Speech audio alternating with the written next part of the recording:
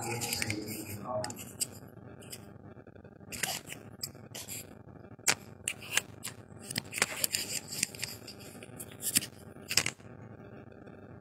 subuh yang dirahmati Allah Subhanahu wa taala, pagi ini kita akan mendengarkan tausiah yang akan disampaikan al-ustadz kita, yaitu Bapak Hasfi F. Hakim SPD.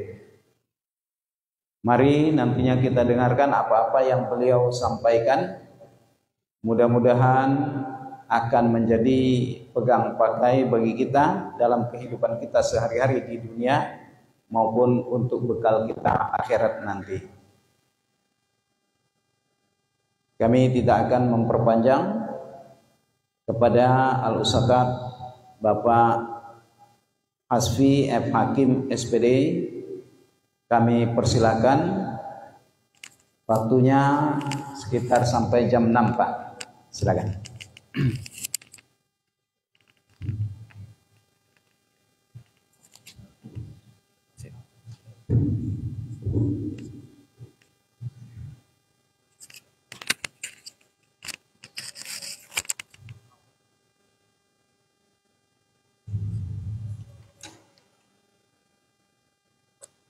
A'udzubillahi minasyaitonirrajim. Bismillahirrahmanirrahim. Assalamualaikum warahmatullahi wabarakatuh.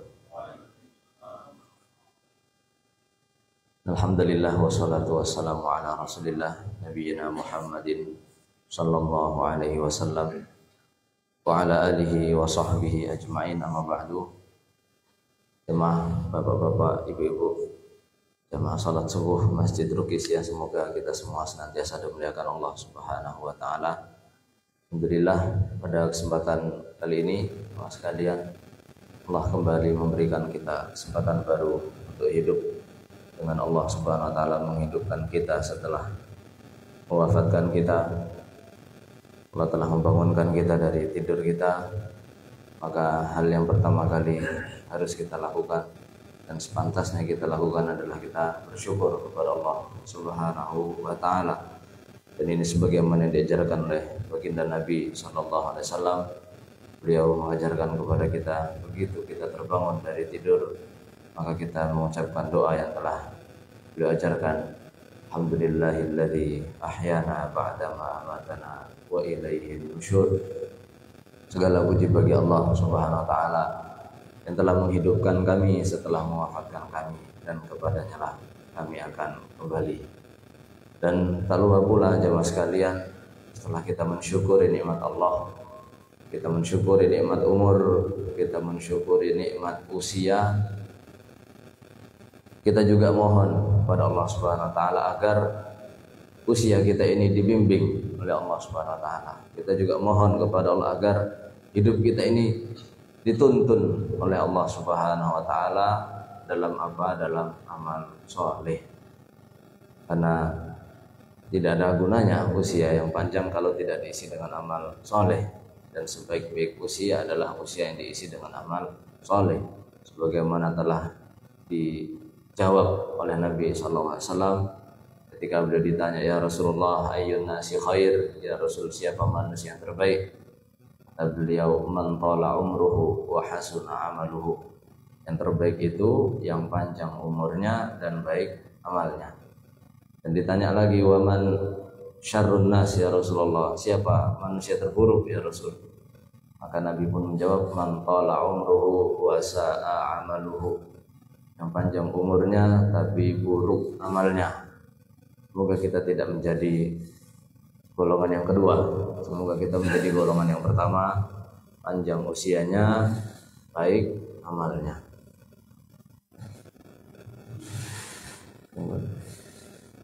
Apa? Nah, jamaah yang dimuliakan Allah Subhanahu wa taala, tuh tadi kita bacakan hadis Nabi bahwasanya yang terbaik adalah yang panjang usianya dan baik amalnya. Nah, sekarang kita tanya bagaimana orang yang baik amalnya. Baik amalnya ini, kata Nabi, hasuna amaluhu, Ini juga pernah beberapa kali dipakai oleh Allah Subhanahu wa taala di dalam Al-Qur'an. Di antaranya Allah Subhanahu wa taala berfirman, Tabarakalladzi biyadihil mulk wa huwa ala kulli syai'in qadir. Alladzi khalaqal mauta wal hayata liyabluwakum ayyukum ahsanu amala wa huwal azizul ghafur. Kata Allah Subhanahu wa taala, dialah Allah yang telah menciptakan mati dan hidup untuk menguji kalian siapa di antara kalian yang paling baik amalnya. Nabi sudah mengatakan manusia yang baik, yang panjang umurnya, baik amalnya. Allah juga sudah mengatakan Allah ciptakan kematian, Allah ciptakan kehidupan untuk menguji kalian melihat siapa yang paling baik amalnya. Allah menetapkan amal yang paling baik, Nabi juga menetapkan amal yang paling baik. Nah, lantas siapa orang yang amalnya paling baik ini? Jamaah sekalian, di sini sejumlah ulama menafsirkan ahsanu amala, amal yang paling baik itu seperti apa. Dan kita tidak bisa membatasi tafsiran ini hanya pada satu ulama saja, tapi kita kumpulkan dari semua tafsiran itu supaya melengkapi satu sama lain. Contohnya di sini diriwayatkan oleh Al-Imam Al-Qurtubi dalam tafsir beliau dari Abdullah bin Umar bahwasanya Rasul sallallahu alaihi wasallam membaca surat Al-Mulk sampai di ayat yang kedua, yaitu ayyukum ahsanu amala wa huwal azizul ghafur. Maka Nabi bersabda, yang terbaik amalnya adalah aura'u an maharimillah wa asra'u fi ta'atillah. Yang paling baik amalnya adalah yang paling jauh dari yang haram dan yang paling cepat menuju ketaatan. Yang paling baik amalnya adalah yang paling jauh dari yang haram dan yang paling cepat melakukan ketaatan. Ini ditafsirkan langsung oleh Nabi kita Muhammad SAW. Lalu ulama yang lain menambahkan, yang paling baik amalnya itu apa? Al-Imam Syekh As-Sa'di beliau mengatakan akhlasuhu wa aswabuhu. Yang paling baik amalnya itu yang paling ikhlas dan yang paling benar. Penting, amal kalau mau baik harus ikhlas, harus benar. Tidak bisa salah satunya saja. Ikhlas tapi tidak benar, benar tapi tidak ikhlas, gak bisa, harus dua-duanya. Ikhlas itu mempersembahkan hanya untuk Allah, benar ikut tuntunan Rasulullah. Kita sholat, maka kita tanya gimana cara saya sholat? Ya kita cari jawabannya kepada orang yang pertama kali diajari sholat, yaitu Nabi SAW. Tidak bisa kita ingin sholat, kita ikhlas kepada Allah tapi caranya bikin sendiri, gak bisa. Kita pengen haji, maka kita bertanya bagaimana cara saya berhaji? Lihat cara orang terbaik yang berhaji. Siapa manusia terbaik yang berhaji? Rasulullah. Tidak bisa kita ingin berhaji, kita keluarkan harta terbaik, kita hadirkan niat terbaik, tapi caranya buat-buat sendiri, tidak bisa. Maka amal yang terbaik itu paling ikhlas dan paling benar. Ikhlas lillahi ta'ala, benar sesuai tuntunan Rasulullah SAW. Kemudian Al-Imam At-Tabari mengatakan amal yang terbaik itu Al-Imam As-Suddi beliau mengatakan aktsaru lil mauti dzikran wa ahsanu listiqbali isti'dadan. Orang yang paling baik amalnya itu yang paling banyak mengingat kematian dan paling baik persiapannya menghadapi kematian. Paling banyak mengingat kematian, paling baik persiapannya menghadapi kematian. Ini beberapa tafsiran dari firman Allah Subhanahu wa taala, liyabluwakum ayyukum ahsanu amala. Kalau kata Nabi tadi, yang paling jauh dari haram dan paling cepat mengerjakan ketaatan.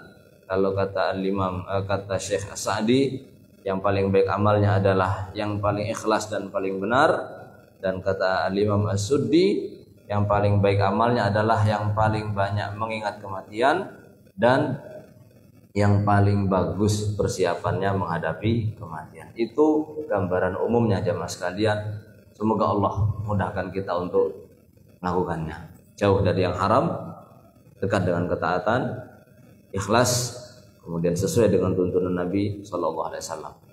Nah sekarang bagaimana kalau kita ingin mengamalkannya? Itu tadi konsep secara umum. Sekarang rinciannya bagaimana? Apa saja amalan yang terbaik? Maka untuk mengetahui amalan yang terbaik itu apa, kita akan menyimak. Ya, kita akan memahami terlebih dahulu bahwasanya amal manusia itu dinilainya 2 kali. Kita bisa menilai amalan manusia pada 2 kondisi. Yang pertama di dunia, yang kedua di akhirat. Amal kita bisa kita nilai. Yang pertama ketika di dunia, yang kedua ketika di akhirat. Kapan menilai amalan di dunia? Amal di dunia itu dinilainya di akhir. Kalau amal di akhirat dinilainya di awal. Amal dunia dinilainya di akhir. Sementara amal di akhirat dinilainya di awal. Dari mana kita tahu? Nabi SAW bersabda, innamal a'malu bil khawatim. Sesungguhnya amal seorang hamba itu dinilai pada ujung akhirnya. Kapan ini? Ketika seseorang di dunia. Kemudian Nabi bersabda, awwalu ma yuhasabu alaihi al-'abdu yaumal qiyamati min amalihi shalah. Perkara pertama, amal yang dihisab pertama kali di hari kiamat adalah salat.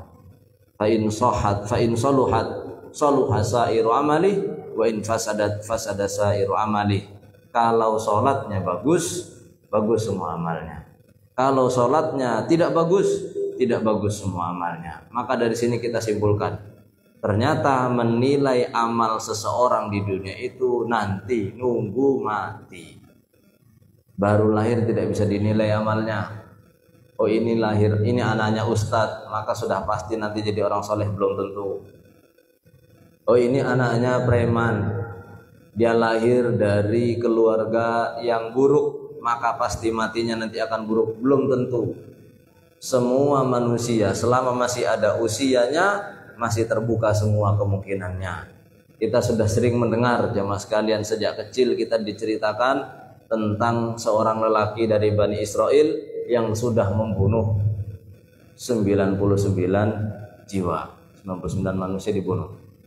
Dia ingin bertaubat, lalu datang kepada ahli ibadah, tapi ahli ibadah ini tidak punya ilmu. Ditanya, bisa nggak saya bertaubat? Kata ahli ibadah itu, nggak bisa, dosamu terlalu besar. Maka preman ini marah, dia bunuh ahli ibadah, genap jadi 100 orang. Baru kemudian dia tanya kepada ahli ilmu, kepada ulama, bisa tidak saya bertaubat? Kata ulama itu bisa, tapi syaratnya kamu harus tinggalkan negerimu. Negerimu itu rusak, kamu tinggalkan. Maka orang itu bertaubat kepada Allah, meninggalkan negerinya, di tengah jalan wafat, di tengah jalan meninggal. Maka turunlah 2 malaikat, yang satu malaikat rahmah, yang satu lagi malaikat azab. Mereka berdua berebut mau mengambil ruh orang ini. Yang malaikat rahmat ingin membawa ruh orang ini kepada balasan yang baik, yaitu tempat tinggal yang baik di surga. Sementara malaikat azab akan membawa orang ini kepada azab Allah Subhanahu wa taala. Mereka berebut orang ini, kata malaikat rahmat, dia sudah taubat, maka dia berhak mendapatkan rahmat. Kata malaikat azab, tidak, dia belum sampai ke negeri taubatnya, dia masih di tengah jalan, belum sampai. Maka kata Nabi SAW, dalam perkara ini Allah mengutus 1 malaikat lagi, memerintahkan ukur jaraknya, mana yang lebih dekat, ke negeri tempat maksiat atau ke negeri tempat taubat. Maka ketika diukur, ternyata lelaki itu lebih dekat ke negeri tempat taubat dengan jarak selisih 1 jengkal. Maka lelaki itu pun diambil oleh malaikat rahmat. Maka apa? Manusia dinilai ketika sudah meninggal dunia. Kemudian kisah juga yang sering kita dengar, kisah Rahib Barsisa. Rahib Barsisa, ahli ibadah Barsisa dari Bani Israel. Beliau ini ahli ibadah, akan tetapi suatu hari digoda oleh iblis untuk mendekati seorang wanita yang tinggal di dekat tempat ibadahnya. Ada seorang wanita tinggal di dekat tempat ibadahnya. Nah, wanita ini ya suatu hari tinggal di dekat tempat ibadah rahib itu digoda setan, cobalah kamu dekati, ajak dia ngobrol. Kasihan dia kesepian, maka rahibnya pun ngobrol. Setelah ngobrol kemudian digoda lagi oleh setan, cobalah dekati, masuk ke dalam rumahnya. Masuk ke dalam rumahnya untuk lebih akrab, akan tapi kemudian terjadi perbuatan zina. Setelah terjadi perbuatan zina, wanita ini hamil, maka setan membisiki, bunuh wanita itu supaya kamu tidak ketahuan. Kemudian kuburkan jasadnya, orang-orang tidak akan curiga kepadamu. Betul, dibunuh, kemudian dikubur jasadnya. Maka setan datang kepada saudara dari wanita ini di dalam mimpi.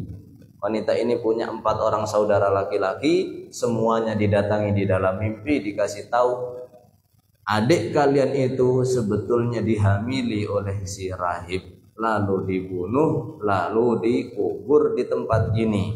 Pagi harinya mereka bangun, lalu orang pertama bilang, "Kak, tadi malam saya bermimpi begini." Lalu anak yang kedua bilang, "Mimpimu sama dengan mimpiku." Anak yang ketiga bilang, "Mimpimu juga sama dengan mimpiku." Yang keempat juga bilang, "Mimpi kita ternyata sama." Maka mereka datangi rahibnya, mereka keluarkan rahibnya itu, ya sudah mau dibunuh. Mereka periksa dulu tempatnya, ternyata betul di tempat itu mereka dapati jasad adiknya sudah dibunuh dalam kondisi sudah hamil. Maka rahibnya ini akan dibunuh. Sebelum dibunuh, iblis datang. Lalu iblis berkata, "Wahai rahib, akulah yang telah menjerumuskanmu ke perbuatan zina, lalu menjerumuskanmu untuk membunuh, dan sekarang kamu akan dibunuh. Kalau kamu ingin selamat, sujudlah kepadaku, aku selamatkan dirimu." Rahibnya sujud. Ternyata ketika sujud itu saudara wanita tadi datang lalu membunuhnya. Maka sempurna sudah kejahatan rahib ini, berzina, membunuh, syirik, lalu mati dalam keadaan syirik. Maka jamaah dimuliakan Allah Subhanahu wa taala, dari hadis ini kita simpulkan amal terbaik itu amal soleh yang bertahan sampai mati. Amal soleh yang bertahan sampai mati kita menyebutnya dengan amal yang istiqomah. Maka itulah amal terbaik teman sekalian, amal yang istiqomah. Dan ini sesuai sabda Nabi SAW, "Ahabbul a'mali ilallahi adwamuha wa in qalla." Amal terbaik di sisi Allah itu yang paling lama meskipun sedikit. Nah, di sini ada kunci. Kalau kita mau istiqomah, kuncinya apa? Mulai dari yang sedikit, mulai dari yang ringan. Bapak-bapak terutama, kalau mau pikir saya istiqomah mulai dari mana? Mulai dari yang ringan, mulai dari yang wajib. Bapak-bapak kewajiban hariannya apa? Sholat berjamaah di masjid. Kalau mau istiqomah mulai dari situ, sholat berjamaah di masjid 5 waktu. Kemudian ibu-ibu, kaum wanita tidak wajib ke masjid, tetapi keutamaan sholat wanita itu apa? Sholat pada waktunya. Ke masjid silahkan, jika tidak ke masjid juga tidak mengapa, tetap mendapatkan pahala yang sempurna. Akan tetapi apa? Jika ingin istiqomah maka sholat tepat pada waktunya, jangan ditunda-tunda. Kalau bapak-bapak, kalau ingin pahala sholat tertinggi harus ke masjid, tidak bisa di rumah kemudian tidak ada halangan tapi tidak ke masjid. Kemudian apalagi amal yang dapat kita jaga kalau ingin istiqomah? Nabi SAW pernah berwasiat kepada Abu Hurairah. Abu Hurairah berkata, "Ausani khalili bisalasin." Kekasihku Rasulullah SAW berwasiat kepadaku 3 perkara. Yang pertama, an utira qabla an anam. Aku sholat witir sebelum aku tidur. Yang kedua, wa an asuma salasata ayyamin min kulli syahrin. Aku puasa 3 hari setiap bulan. Wa raq'atay duha, dan 2 rakaat sholat duha. Ini 3 amalan istiqomah wasiat Nabi SAW. Yang pertama, witir sebelum tidur. Tentu witir sebelum tidur ini jemaah sekalian, bagi yang tidak bisa bangun di sepertiga malam terakhir. Misalnya sulit untuk bangun, kalau sudah tidur khawatirnya nanti bangunnya subuh terlambat witir, maka dikerjakan witirnya sebelum tidur. Kemudian yang kedua, puasa 3 hari setiap bulan. Tentu yang paling utama 3 hari ini Ayyamul Bid, tanggal 13, 14, 15 bulan Hijriyah. Setiap 13, 14, 15 bulan Hijriyah, bukan bulan Masehinya, Pak. Sekarang Juli, 13, 14, 15 Juli, bukan 13, 14, 15 Hijriyah. Sekarang sudah mudah. Sekarang zaman sudah gampang. Kapan puasa Ayyamul Bid bulan ini, itu langsung ketemu, dibuka di internet. Kalau tidak bisa 3 hari Ayyamul Bid, 13, 14, 15, maka di hari apapun yang penting 3 hari. Kenapa 3 hari? Karena Nabi SAW bersabda, wal hasanatu bi asyri amsalihha. Kebaikan itu, satu kebaikan pahalanya 10 kali lipat. Setiap bulan puasa 3 hari, maka pahalanya 30. Seakan-akan puasanya 1 bulan. Itu minimal. Kemudian yang terakhir adalah 2 rakaat sholat duha. 2 rakaat duha ini sholat duha paling minimal 2 rakaat. Kalau ingin yang lebih baik minimal 4 rakaat. Karena kata Nabi SAW, apabila seorang hamba melaksanakan 4 rakaat duha di pagi hari, Allah cukupkan kebutuhannya di akhir hari. Intinya disesuaikan dengan kemampuannya. Jangan terlalu buru-buru. Saya ingin istiqomah mulai hari ini. Apa? Pertama, sholat tahajud 11 rakaat. Kemudian 1 juz Al-Quran, puasa Daud. Padahal sebelumnya tidak pernah tahajud, tidak pernah tadarus Al-Quran, tidak pernah puasa. Jangankan Daud, Senin Kamis saja tidak pernah. Ini langsung naik level puasa Daud, sehari puasa, sehari buka, sehari puasa, sehari buka. Kemungkinan besar 2 minggu langsung bubar.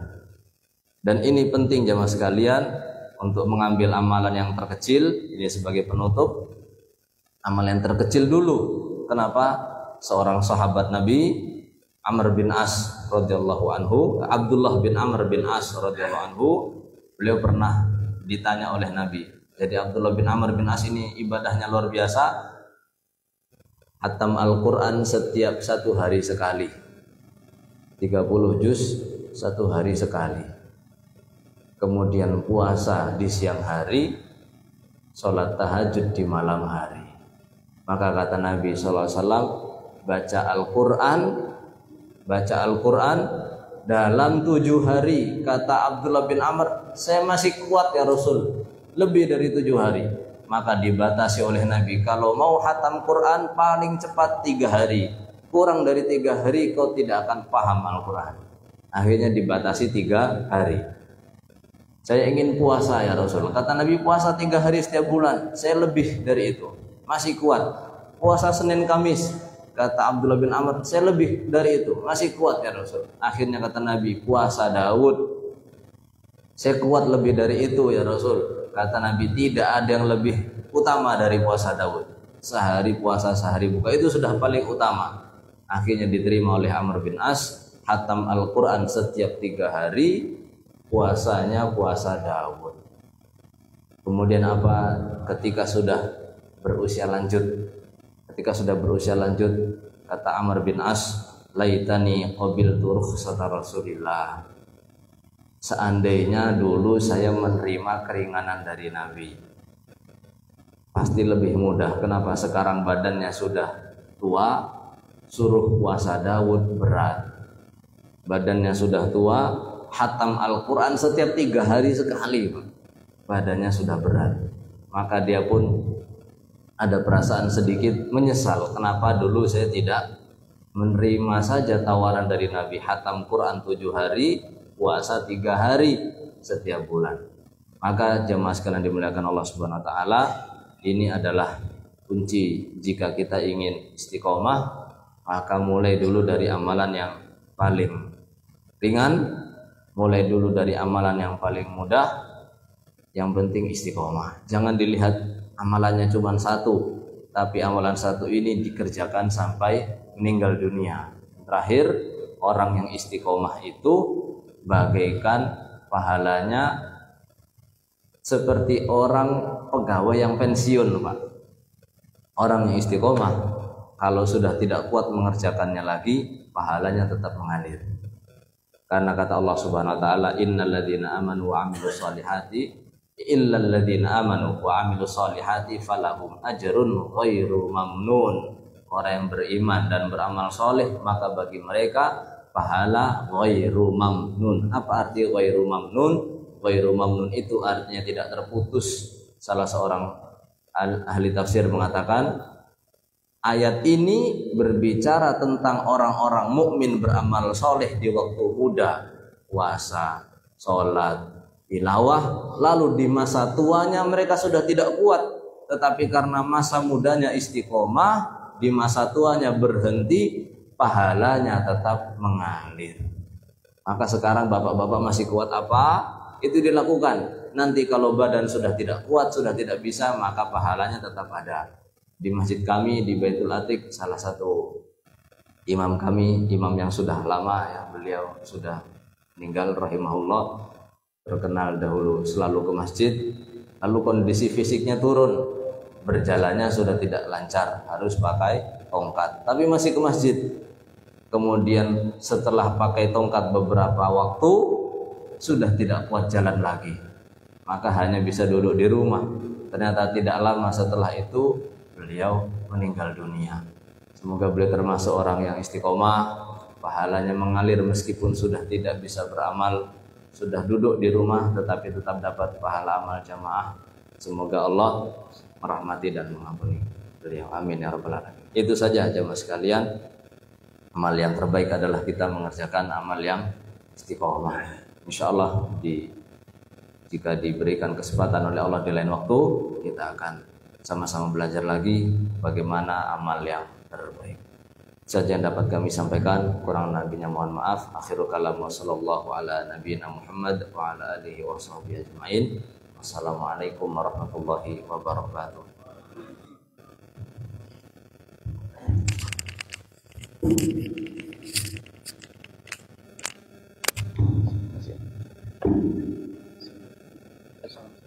Oh ya. Demikianlah usia yang disampaikan oleh Ustaz kita, Pak Absen. Terima kasih mudah-mudahan dapat kita semua. Kita salam-salaman bersama.